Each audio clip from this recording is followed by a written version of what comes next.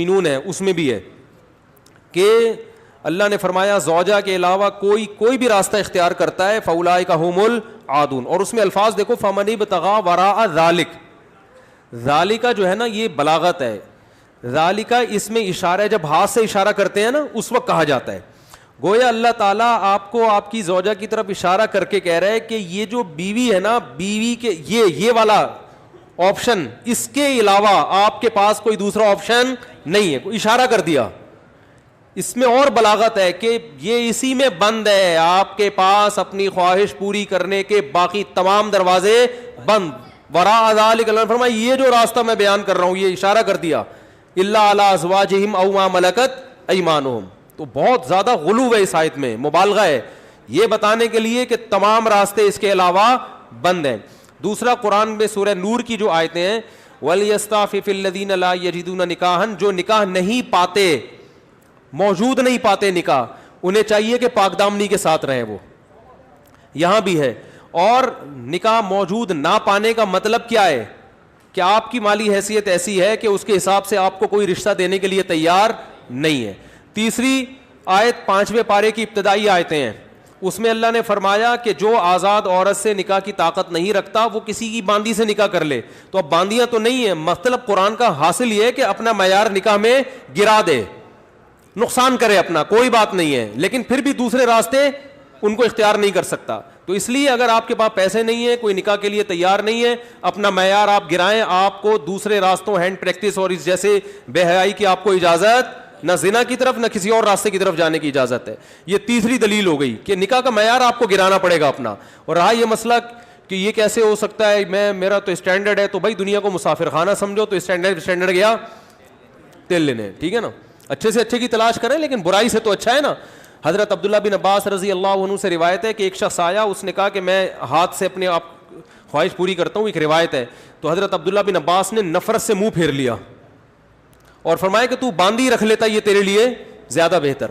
تو یہ تیسری دلیل ہو گئی. چوتھی دلیل صحیح حدیث ہے حضرت عثمان بن مظعون رضی اللہ تعالی عنہ کی. وہ فرماتے ہیں ہم سفر میں ہوتے تھے, بیوی سے دوری ہم پہ بہت شاق گزرتی تھی, ظاہر زنا میں پڑنے کا خطرہ تھا. تو ہم نے نبی سے اجازت لی کہ ہم اپنے آپ کو خسی کر دیں, اپنی جو خواہش ہے وہ کیا کر دیں, ختم. کوئی ایسی دوا کھائیں, کچھ بھی کر لیں, آج کل آپریشن بھی ہوتا ہے.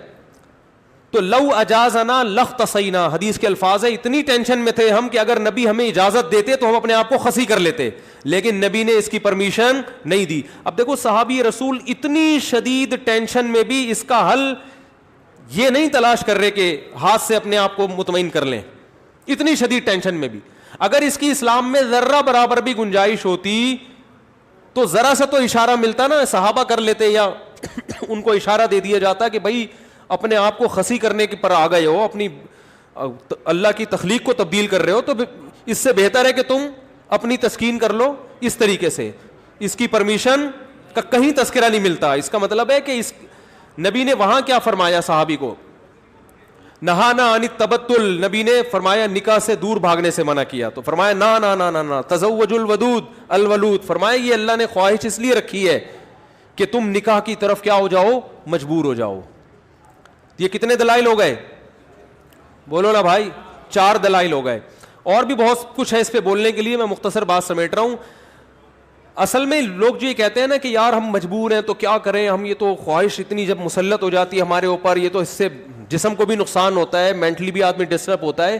تو یاد رکھو یہ اللہ نے آپ پر اتنی زبردست خواہش اس لیے مسلط کی ہے تاکہ آپ نہ چاہتے ہوئے بھی شادی پر مجبور ہو جائیں, اور شادی میں فطرت آپ کے دلائل ماننے کے لیے تیار نہیں ہے. یہ جو آتے ہیں میرے پاس پیسے نہیں ہے تو ایکچولی ابھی ایجوکیشن, ایکچولی ابھی یہ, فطرت اس چیز سے متاثر نہیں ہے. فطرت کہتی ہے آپ کے دلائل کیا ہیں, غلط ہیں. اگر یہ اللہ مسلط نہ کرتے نا مردوں پہ یہ شہوت, تو میرا خیال ہے کوئی 70 سال میں جا کے بھی لوگ شادی نہ کرتے.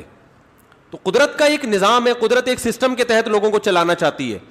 اس کا فائدہ یہ ہوگا کہ آپ نہ چاہتے ہوئے کم خاندان کی لڑکیوں سے شادی پر مجبور ہوگے, ان کو گھر ملے گا. اگر مجھ زنی کی اجازت دے دی جائے, مجھے تھوڑی لینگویج صاف استعمال کرنی پڑ رہی ہے, بہت معذرت, مجبوری ہے. اگر اس کی اجازت دے دی جائے تو لوگ نکاح میں کیا کریں گے, تاخیر, نقصان کس کا ہوگا؟ لڑکیوں کا. لڑکیاں بھی پھر ہینڈ پریکٹس کریں گی جو کہ کر رہی ہیں, وہ بھی مجبور ہوں گی.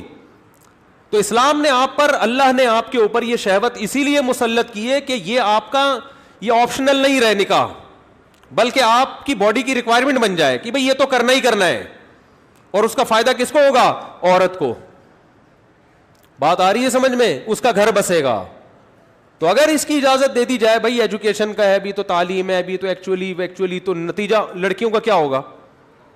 بیڑا غرق ہوگا, جو کہ ہو رہا ہے. آپ کہہ سکتے ہیں وہ بھی تعلیم حاصل کرے ہم بھی حاصل کریں, تو بات یہ کتنی تعلیم حاصل کر لیں گی, اور اگر کر بھی لیں گی تو فطرت کا کوئی آلٹرنیٹ نہیں ہوتا, نیچر کا متبادل نہیں ہے. جو چیز آپ کی باڈی کی ریکوائرمنٹ ہے اس کو بہرحال پورا کرنا ہے. دیکھو اگر آپ کے پاس ایجوکیشن کی وجہ سے کھانے کا ٹائم نہیں ہے, آپ مصروف ہیں جس کی وجہ سے کھانے کا ٹائم نہیں ہے, تو کیا پیٹ آپ کو بھوک لگانا چھوڑ دے گا؟ ہے بھائی؟ یا کوئی ڈاکٹر یہ فتویٰ دے دے گا کہ چونکہ آپ کے پاس کھانے کا ٹائم نہیں ہے لہذا آپ اگر نہیں بھی کھائیں گے تو صحت کو نقصان نہیں ہوگا؟ کوئی بھی سمجھدار ڈاکٹر ہوگا وہ کہے گا بھائی آپ کے پاس ٹائم ہو یا نہ ہو آپ کے باپ کو بھی کھانا پڑے گا آپ کو, ورنہ باڈی کا نقصان ہوگا. تو یاد رکھو جس طرح روٹی ضروری ہے مرد کے لیے اسی طرح عورت, اور عورت کے لیے اسی طرح مرد ضروری, باڈی کی ریکوائرمنٹ ہے. تو اسلام چونکہ نیچر کے خلاف نہیں چلاتا آپ کو, اس لیے اسلام نے تمام راستے بند کر دیے خواہش پوری کرنے کے, کیونکہ وہ سارے ان میں سے کوئی بھی نیچرل نہیں ہے. صرف ایک ہی نیچرل ہے کہ مرد کا کانٹیکٹ عورت سے اور عورت کا مرد سے, اس کے علاوہ کوئی نیچرل نہیں ہے. ہاں ایک آخر میں بات ضرور کہوں گا, ڈاکٹر ذاکر نائک صاحب اللہ ان کی عمر میں برکت دے, انہوں نے یہ کہا ہے کہ زنا سے بچنے کے لیے اگر کوئی یہ عمل کرتا ہے تو شاید مستحب ہو. تو یہ بھی ایک اصول یاد رکھیں, بڑی برائی سے بچنے کے لیے اگر کوئی چھوٹی برائی کرتا ہے تو ہم یہ تو کہیں گے کہ یار چلو بڑی سے بچ گیا, لیکن اس چھوٹی کو بھی برائی ہی کہا جائے گا. کوئی اگر ہیروئن کا عادی ہے, ہم اسے ہیروئن چھڑوانے کے لیے چرس پہ لے آتے ہیں کہ یار چلو اس سے تو بچے گا نا, اب ایک دم تو نہیں چھوڑ سکتا. تو یہ اس عمل کی یوں تو تعریف کی جائے گی کہ یار چلو اس برائی سے بچ گیا, لیکن اس کی بیس پہ چرس کو آپ یہ کہہ دیں شروع کر دیں کہ چرس جائز ہے یا وہ بھی کوئی افضل چیز ہے, اس کی پھر بھی اجازت نہیں ہوگی. تو اصل راستہ یہی ہے کہ کسی کو زنا کا خطرہ ہے بھاگے وہاں سے بس, اور وہ کس کی طرف لپکے؟ نکاح کی طرف لپکے, معیار اپنا گرائے. اور پھر بھی نکاح نہیں ہوتا تو روزے رکھے کثرت سے تاکہ جسمانی قوت ٹوٹے. اور آخری بات یہ کہ یہ جو عمل ہے ہینڈ پریکٹس کا, یہ زنا سے انسان کو بچاتا بھی نہیں ہے. یہ بھی 100% غلط ہے کہ اس کے کرنے سے آدمی زنا سے بچ جاتا ہے, کیونکہ اس میں آدمی کی ڈیزائر پوری طرح پوری نہیں ہوتی, اس کی ٹھڑک بڑھتی ہے کم نہیں ہوتی. اگر کوئی زنا یہ کام کر بھی لے نا پھر بھی زنا کی طرف لپکے, بلکہ اور زیادہ لپکے گا, کیونکہ یہ خواہش نفس ایسی چیز ہے کہ یہ پوری کرنے سے بڑھتی ہے. آپ کے جو دل کی خواہش ہے نا, نفس کی خواہش, یہ پورا کرنے سے کم نہیں ہوتی بلکہ بڑھتی ہے. جو اپنے آپ کو روکتے ہیں تو ان میں تو کنٹرول میں رہتی ہے, جو نہیں روکتے ان کی کنٹرول سے باہر ہوتی ہے. یہ تو یہ حل بھی نہیں ہے, یعنی میڈیکلی بھی یہ حل نہیں ہے زنا سے بچنے کا کہ یہ کام کرو. جو جتنے بڑے بڑے زانی ہیں پہلے انہوں نے یہ کام کیا ہے, اس کے بعد جا کے زنا کی طرف گئے ہیں, اور جنہوں نے اپنے آپ کو اس عمل سے بچا لیا وہ زنا سے بھی بچے رہتے ہیں. تو زنا سے بچنے کا جو قرآن میں اور احادیث میں ہمیں طریقہ ملتا ہے, جیسے یوسف علیہ السلام تھے, ان کو عورت نے دعوت دی زنا کی, وہ بھاگے ہیں, بس نکلنے کی کوشش کی انہوں نے وہاں سے. تو اصل حل اس کا یہ ہے. اور آخری بات یہ کہ یہ میں مانتا ہوں بہت سارے نوجوانوں کے حالات سامنے آئے ہیں جو اس لت, اچھا یہ بھی ایک فالٹ ہے اس میں کہ یہ عمل ایک دفعہ ہوتا نہیں ہے. آپ جو نوجوانوں کی ہسٹری جمع کریں نا, تو ایسا نہیں ہوتا کہ جس نے ایک دفعہ کیا تو بس زندگی میں ایک ہی دفعہ کیا کہ یار بہت زیادہ مجبور ہو گیا تھا تو یہ عمل کر لیا. نا نا نا نا, جس نے ایک دفعہ کیا وہ دن میں 10 دفعہ بھی کرتا ہے پھر یہ عمل. اس کو ایسی حس اس کی بڑھ جاتی ہے اور ٹھڑک بڑھ جاتی ہے کہ پھر یہ معاملہ اس کے کنٹرول سے باہر نکل جائے. وہ 100 بار توبہ کرے گا, 100 بار توبہ توڑے گا وہ. تو یہ پریکٹیکلی بھی ممکن نہیں ہے کہ کوئی اپنے آپ کو بچانے کے لیے ایک دفعہ یہ عمل کر لیا تو اب سکون میں آ گیا. نا نا نا نا, میرے پاس جو نوجوان آتے ہیں ان کی ہسٹری میں آپ کو بتاؤں, وہ کیا کچھ, ایک صاحب کی 2 بیوی. اچھا ہاں یہ بھی بتا دوں, جب یہ لت زیادہ پڑتی ہے تو پھر یہ بیماری شادی کے بعد بھی نہیں چھوٹتی, یہ بھی ذہن میں رکھیں. ایک صاحب, میں نے جو زندگی میں سب سے پہلا فتویٰ لکھا ہے نا وہ کیا تھا, آپ حیران ہوں گے. یہ 1999 میں سوال آیا, ایک آدمی کی 2 بیویاں, اسے نکاح سے پہلے اس کی عادت پڑ گئی, یہی سوچ کے کہ یار ابھی اپنے آپ کو ٹھنڈا کر لیتا ہوں, تسکین کر لیتا ہوں, برائی سے بچ جاؤں گا, یہ ہو جائے گا, وہ ہو جائے گا. شیطان نے الٹے سیدھے اس کو جو ہے نا دلائل دیے, اور کہتا ہے مجھے یہ برائی جب ہو گیا تو چسکا لگ گیا. پھر کہہ رہے پھر جب میں نے نکاح کیا ہے نا, ایک شادی کی ہے تو میری یہ عادت نہیں چھوٹی, دوسری 2 بیویاں اس کی, کہہ رہے پھر بھی نہیں چھوٹی. تو کہہ رہے میں اتنا غصے میں آ جاتا تھا کہ یار میری بیویاں بھی ہیں پھر بھی مجھے ان کو تسکین اس میں ہوتی ہے. پھر بالکل ایسے ہے جیسے لوط علیہ السلام کی قوم کو جب لڑکوں کی عادت پڑ گئی تو اب ان کو عورت سے تسکین بولتے کیوں نہیں ہو رہی. تو یہ ہینڈ پریکٹس کا ایک یہ بھی بڑا نقصان ہے کہ جب اس کی لت پڑ جاتی ہے تو شادی کے بعد بھی یہ عادت نہیں چھوٹتی. تو وہ کہہ رہا ہے میری 2 بیویاں تھیں, 1999 کی بات کر رہا ہوں میں, اس نے سوال بھیجا. تو کہہ رہا ہے کہ میں اتنا مجبور ہو گیا کہ ایک دن میں نے قسم اٹھائی کہ آئندہ میں نے اپنے ہاتھ سے اپنے آپ کو فارغ کیا تو میری دونوں بیویوں کو 3 طلاقیں. کہہ رہے میں نے یہ سوچا کہ شاید اس عمل سے میں اپنے آپ کو روک لوں گا, پھر بھی نہیں رکا, اور پھر بھی یہ عمل کیا, اور ہم نے اس کو فتویٰ دیا کہ آپ کی دونوں بیویاں آپ پر ہمیشہ کے لیے حرام ہو گئی ہیں. تو اب آپ بتاؤ اس پہ کیا گزر رہی ہوگی. تو ہم نے لوگوں کے یہ حالات دیکھے ہیں, تو اس لیے اس قسم کے کلپ سے متاثر ہو کر کوئی بھی شخص ایسی حماقت کرنے کی کوشش بولو بھائی نہ کرے.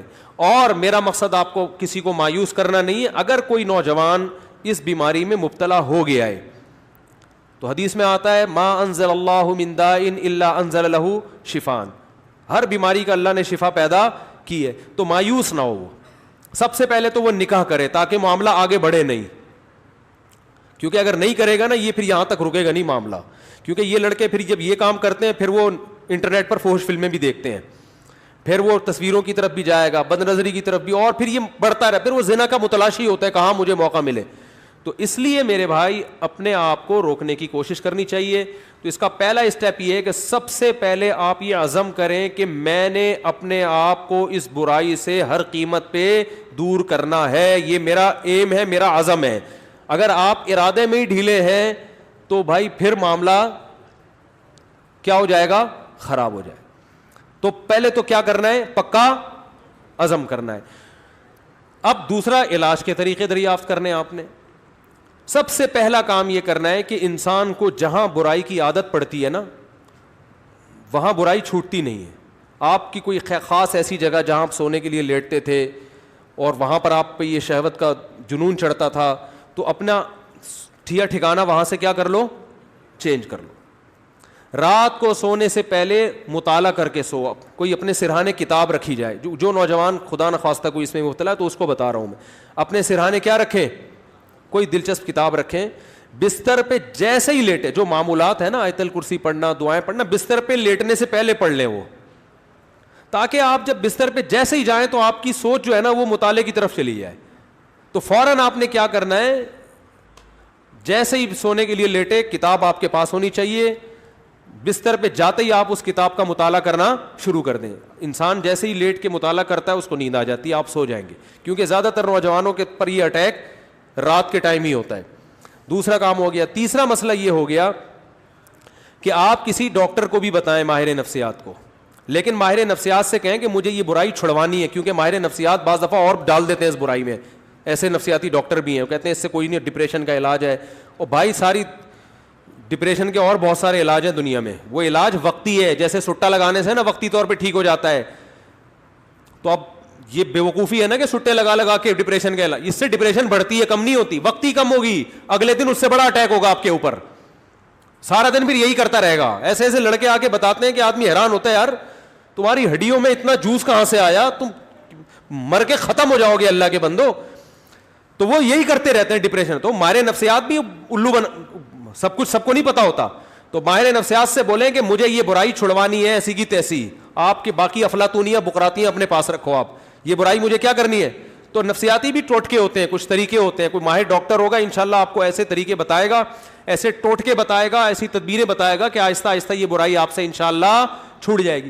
اور ایک اور کام, دعا بھی مانگنی ہے, کسی شیخ سے اصلاحی تعلق بھی قائم کرو. ان کو بھی بتاؤ اپنی بیماری. اور ایک اہم ترین بات یہ کہ اپنے آپ کو ایسے نہ چھوڑو, جب بھی یہ گناہ آپ سے ہو آپ نے اپنے اوپر کوئی سزا متعین کرنی ہے.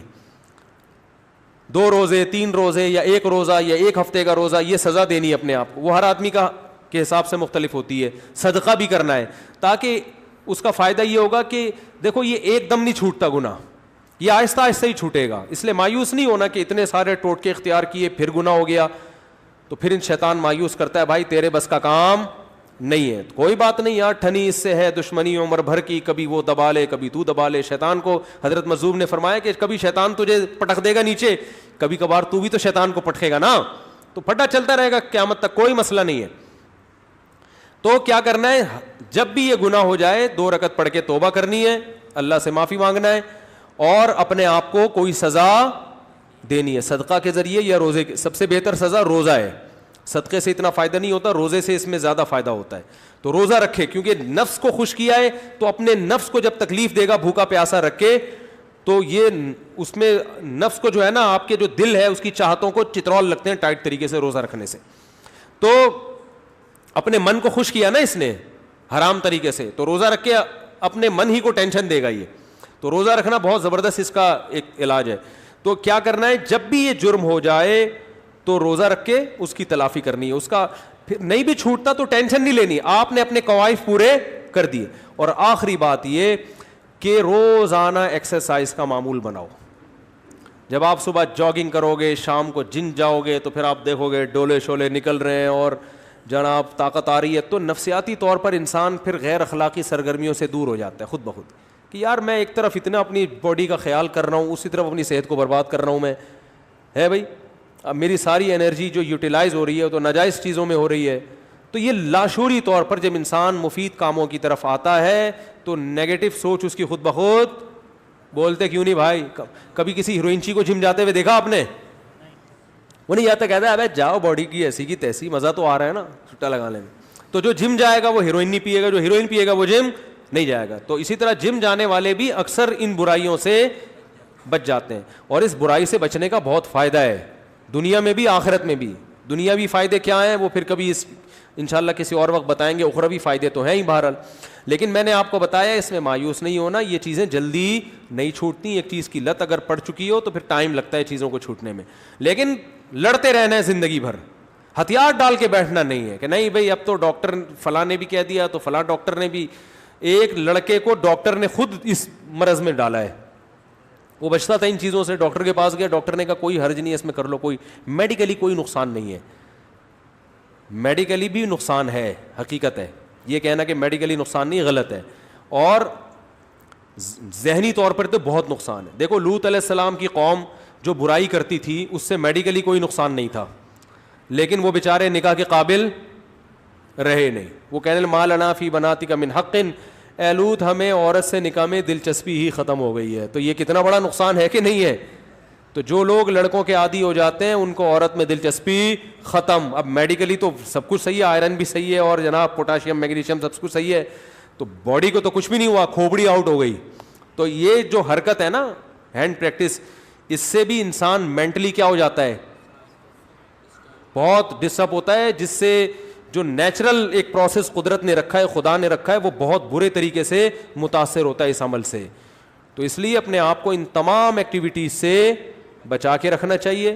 اور پاک دامنی والی زندگی وہ یہی ہے کہ جلد سے جلد, میں تو کہتا ہوں لڑکا بالغ ہو, ماں باپ کو چاہیے فوراً شادی کر دو, اس کی اس طرف اس کو آنے ہی نہ دو. اور اس کے غلط ہونے کی ایک بڑی دلیل یہ بھی ہے کہ جس نوجوان نے دوسروں سے نہ سنا ہو یا بر وقت شادی ہو گئی ہو, وہ کبھی یہ کام نہیں کرتا, اس کا کبھی دماغ جائے گا ہی نہیں. یہ خود اس کی علامت ہے کہ یہ